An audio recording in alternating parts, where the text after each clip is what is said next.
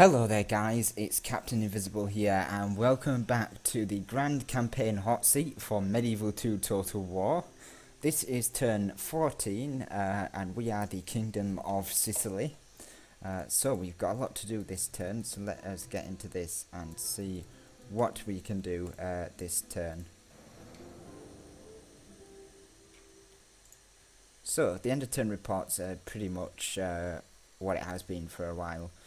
We've made quite a lot of money last turn actually, so we've got 5,355 to play with, and we are pretty much middle of all the boards, militarily, financial, about 7, so just below average. We're quite a high population, and overall we are exactly 6th, which is smack bang halfway between the 12 players that are in this hot seat. So that's good. And the top players in these lists are the ones that obviously you expect: France, Venice, and some more France. The top players are definitely Venice, Hungary, Poland, France, and the Moors. So they're the top 5, which means that if we're the overall top 6th, then we are actually just below all of the gigantic empires. So we are actually in quite a good position in terms of the standings. So first things first, I need to get my spy into Rome, which he does do so successfully. And as you can see, Rome's in a bit of trouble. It's got -1 to its population, -1% to its population, which is means it's losing people. It's got 50% public order, which again is quite bad. Usually it's about 100%, so yeah, that's quite bad. And its peasants are in open riot, so they threaten open revolt, which is quite bad for the Pope. I don't know why he allowed Rome to get in such a state, because the peasants have also destroyed the abbey, so you'd have thought he would have had the sense to protect the church's assets, but obviously not. So we are going to do the right thing and seize acquisition of Rome for the good of Christendom. Because if Rome fell to the rebels, we would never forgive ourselves. It would be just such a horrible situation, and under the rule of Pope Gregory as well, that would be a fateful day indeed. So we are going to lay siege. It does excommunicate us, but I think for the good of the church, I think they will forgive us in time. Certainly I would forgive myself for such an act against the church when Rome is in such peril. So with that, it gives all of our settlements a negative public order bonus, which this excommunication trait, which gives 10% minus to public order, or 20% in some cases. So we're going to fix that. We're going to fix that. We're going to lower the tax rate, and that will rebalance everything and also give us a nice 3% growth, just to make Tunis grow that bit quicker. And we're going to do the same in Cagliari as well, just to, as I say, increase the public growth in the settlement. And then what we need to do is we need to stop the Pope from trying to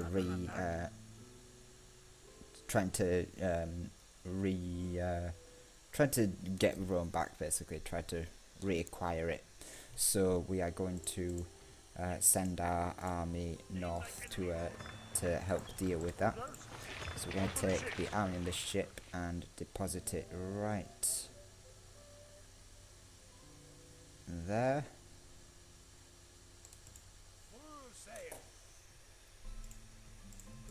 Yeah, right there. And then we can get off the ships there and build a fort, and then we can deposit our spies in there as well. So the reason why I've done it this way and not just left my ship out in the open is because anyone could come along, attack my ships, and that would be the end of this army. It would be a waste of an army. and this is my strongest army at this point, so I really can't afford to lose it just because I left it out in the open, especially with these Milanese ships.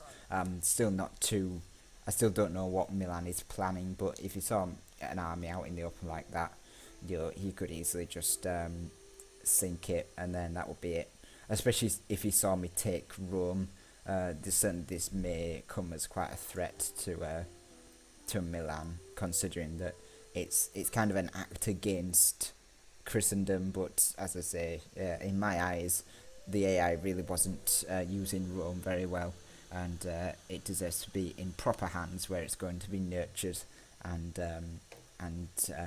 grown into its former glory. So yeah, that's why we're going to position our army on land. We could have done it here, you know, we could have really done it anywhere, but I think it's probably best if it's here, simply because we need to be able to get to the shore right here. And I don't think I could have reached over here simply, and this Milanese ship would have been a pain in the ass as well. Yeah, you see, I can't quite reach there. I can only ever reach over here, so yeah, it would have been a bit of a problem trying to sail over there with this ship. So that is that's that setup. The only other thing we need to consider is over here in Cairo. Now Cairo is a very nice settlement, but at the moment it's suffering from huge corruption and religious unrest, and you know, it gets this minus bonus for or D bonus from the distance of the capital, so it's really not in a great position for me personally. So what I need to do is I need to make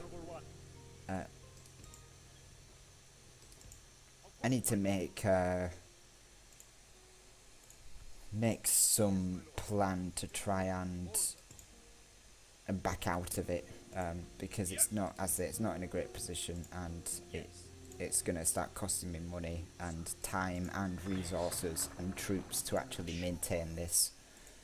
So we are going to just leave a mounted sergeant in here along with a couple of spies. We're going to regroup our army over here just in case Venice needs a little bit of force, but to be honest, I'm going to be looking to send this army back towards Sicilian lands where it can aid us in future battles. But what we are going to do is we've got a diplomat here, and I've been discussing with Venice the potential of selling Cairo to them. So if I give region Cairo, and we've settled on a fairly fair price of 3,500 florins for 2 turns. So that's basically 7,000 florins in total. And what that will allow me to do is that will allow me to keep my finances above water whilst I formulate next attacks and build up my infrastructure a bit more. Now I know a lot of you are probably saying you could have got a lot more for Cairo because it is such a great settlement, but at the moment it's a shithole basically. to put it bluntly, it's a shithole, and it's costing me a lot more in time and energy than it's gonna be at the end of it. So and plus it adds to the Venetian Empire. Yeah, he's already got Alexandria and Gaza. You know, he's going to be in a much better position to defend Cairo than I am with just this one army and whatever I can muster from Cairo. So he's more than welcome to take Cairo, especially with the Egyptians still looming. They do have a settlement, I think, all the way down here, which they can use to just pump out masses of cavalry. And he also has an army down here that he can use to try and attack Cairo. So, as I say, I just need to back out of Cairo and just use my army more for my advances over here in the Sicilian naval empire that we've built up over here.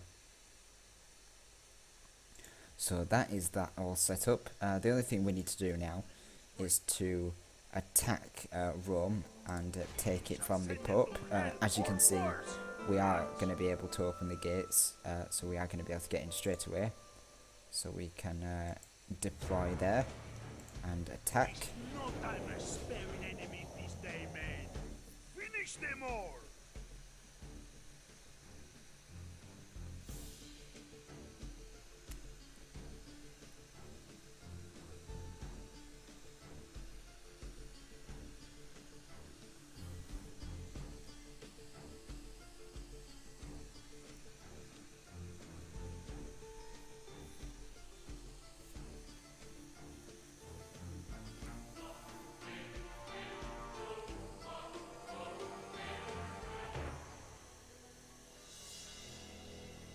Okay, so we can start the deployment. On my order.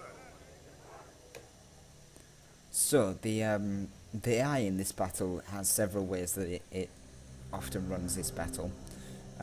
Usually involving its mailed knights. Its mailed knights will either start here and try to block the gate, which obviously will be unsuccessful considering the amount of troops we have here, or it will start over here and try to run down, in which case it won't be able to catch our troops as they advance in. So we will have a look and see which one it does. It looks like it's deployed in the town centre now, so that's good. We can rush all of our troops in, and they should all be able to get in. Yeah, the mail knights are here, so they're going to try and beat us to the gate, but they will be unsuccessful. King Roger should already be through the gate now, and he's going to beat these mail knights to the punch, and he's going to quickly end their advance.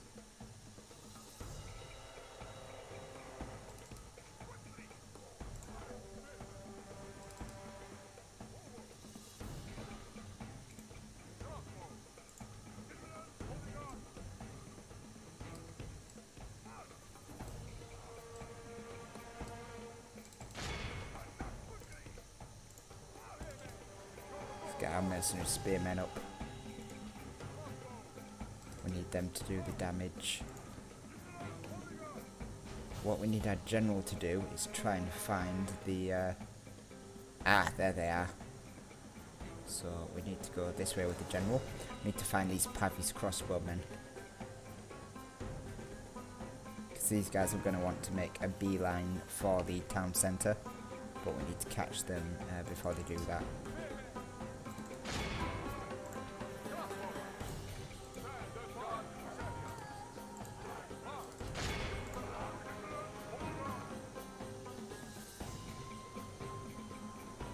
Get our general over here as quickly as possible.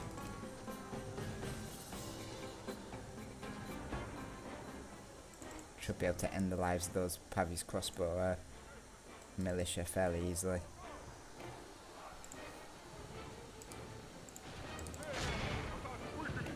Then we're going to use our mercenary spearmen to ruin these mailed knights. The spearmen should make short work of the heavy cavalry.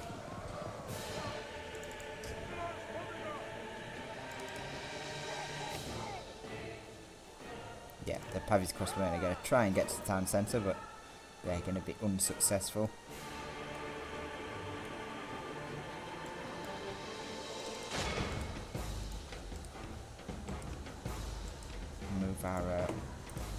Move our crossbowmen up. Catch these Pavis crossbowmen.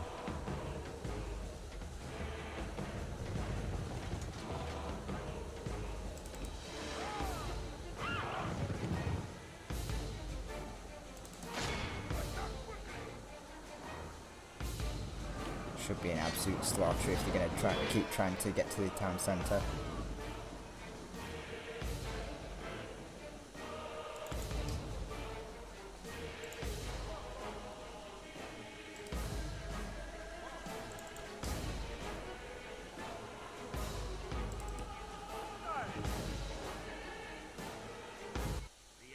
Badly blooded.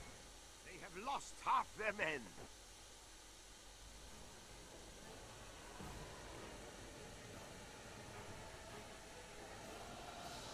We're going to pull the general back.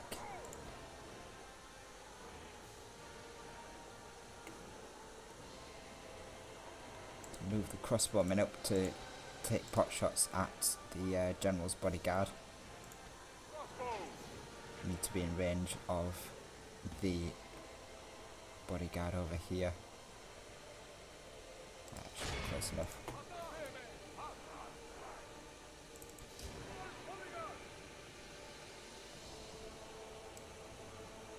You, Mr. Roger, can stop at the crossroads. Wait further instructions.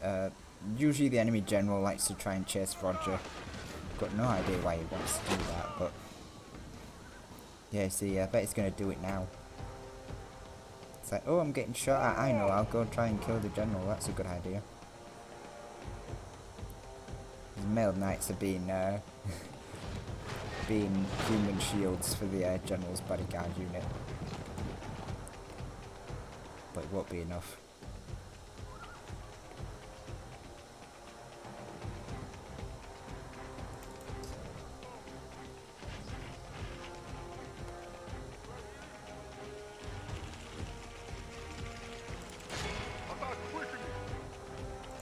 The general's bodyguard wants to come out and play.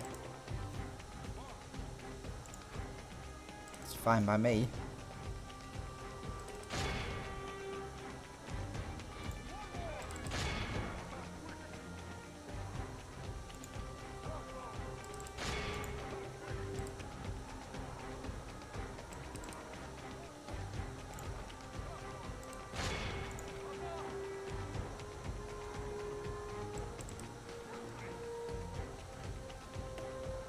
Oh, the mailed knights came out to attack us.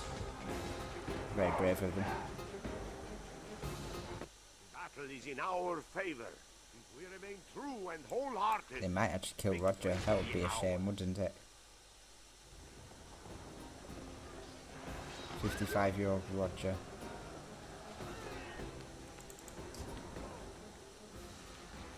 Yeah, they are actually killing my bodyguards quite a bit, actually. Seriously impressive.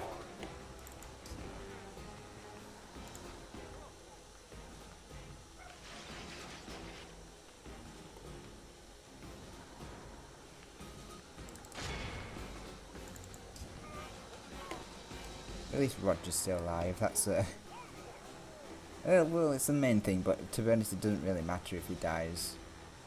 He's old. As long as this general dies, we'll be happy. It's probably time we march the rest of our troops in. So our spearmen could probably take out this general's bodyguard. Actually, there's not a lot I should be able to do at this point.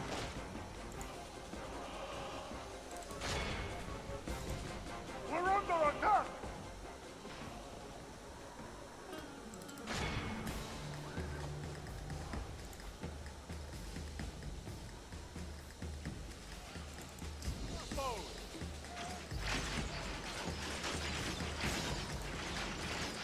On my orders! Halt! My lord! Our men have taken control of the city!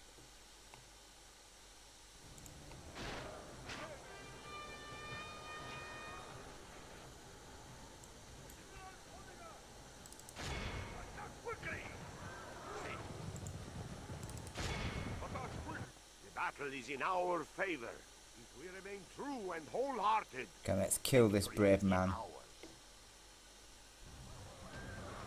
We are blessed. The enemy general is dead. We have sent the idiot to hell. All of Christendom will be awed Excellent. by the victory we have won. Well, here other than today. Roger's bodyguard getting cut down, that didn't go too bad. Better them than the mercenaries anyway. The bodyguard replenishes itself.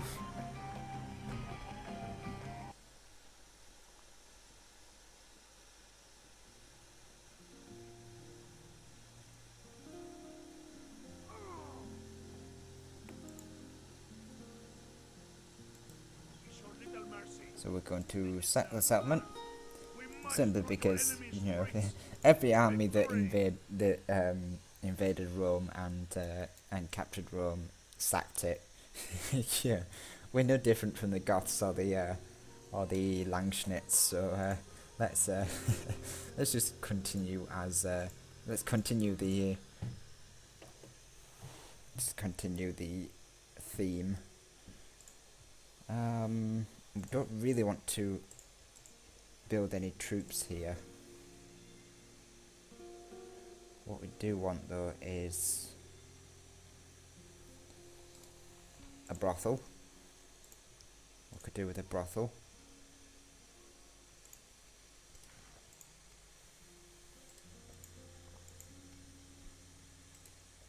King Roger getting a few decent traits there.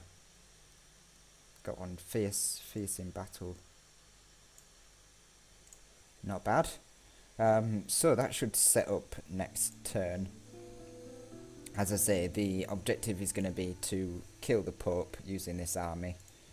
If for whatever reason we can't reach, at least we've got some troops here under King Roger. We can obviously manage things from there. Got things building. What I'm actually going to do is build a castle over here as well, just to allow Durazzo to have a port, just so we can do trade between Naples and Durazzo.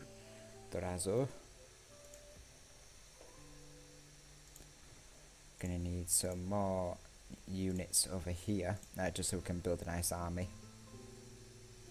We've got our fortress building up, so that's going to give us some sweet units, but we could do with that.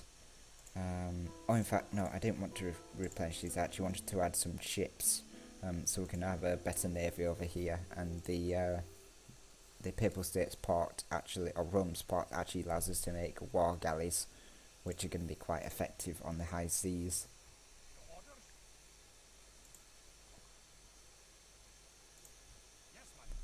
Put you back in port.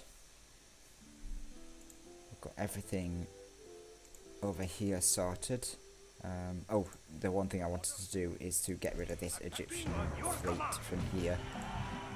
It's going to move over here. It can't move next turn, but certainly I think the Venetians will be killing it anyway, getting rid of it from from the waters.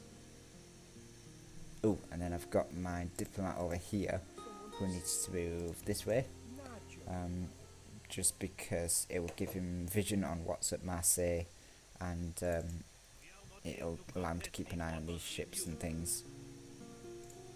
So we've got some money for next turn. We're going to have 7,000 florins next turn, which will be good. Rome's actually quite a nice settlement. Yeah, I'm going to reduce the tax rate as well, just to allow it to have that 1% public growth. Won't hurt me too much. That should be everything. Naples is fine. It's got 3% growth, so it's actually going to be a minor city shortly, which will be good because it allow it to have paved roads with Rome, which already has paved roads. You can see them connect each other up, so that would be good. So yeah, we're going to kill the Pope, and then there'll be a new Pope from one of these three candidates, and that will improve the relations. Either if Denmark wins, it'll improve their relations. If the Milanese win, obviously it'll improve their relations, and so on and so forth. I wonder if we get to vote. That's something I never checked, whether we actually get to vote for the new Pope, or whether it just automatically chooses one. Either way, we'll see. Next turn I'll be reconciling myself by killing the Pope anyway, and we can go from there. For now, that's everything I wanted to do this turn, so I will end the turn. And I will save the game. Poland turn 14.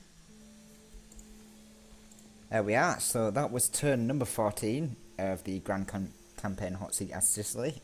Check out Legend of Total War's turn, just to see what he's doing with all that land he took from the Russians. And again, check out everyone else's channels. I shall put them in the video description. Thank you very much for watching, and I shall see you all in the next video.